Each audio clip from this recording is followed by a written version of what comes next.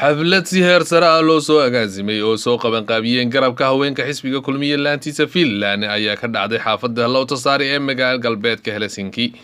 xafladan waxaa ka soo qayb galay taageerayaasha xisbiga iyo madaxdooda duqay waxgarad haween iyo dhalinyaro.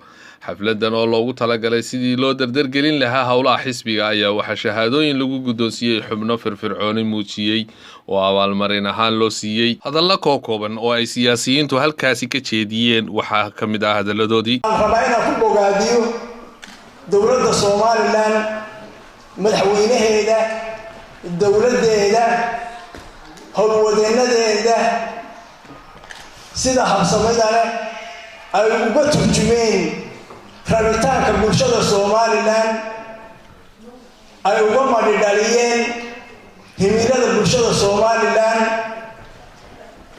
kalaan ahaan jaaliyad ahaan halka waxaan ugu gudbinaynaa hambaliyo. xafladan waxay ahayd inaan ku taageerno oo shicibkeena u turjino shirkadda DP World oo hadda iyo maxay hay'adda ogtiin barwaaqada u soo socota Soomaaliland.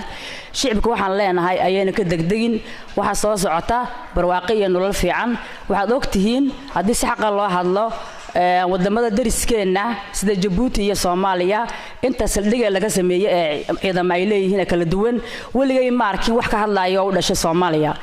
anigoo ah gudoomiyaha ku xigeenka garabka haweenka waxaan halkan ka salaamayaa reer Soomaaliland meel walba ay joogaan dal iyo dibad.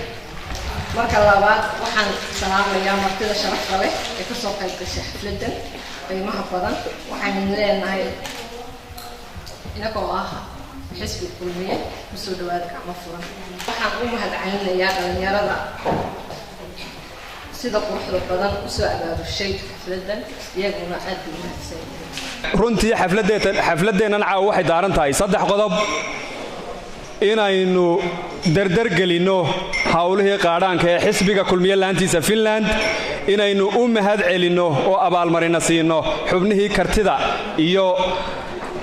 kartida iyo shaqada badnaa ee xisbigeena kulmiye mishiin dhaqaajiyaasha hawlaha aynu qaban jirnay oo iyagana goobtan caawa aynu ku guddoonsiin doono hadiyado qaali oo loo soo xulay oo aynu ku sharfayno. walaalayaal waxaynu ognahay doorashadii in la mudeeyay waxay naga xigaa waa 7 bilood.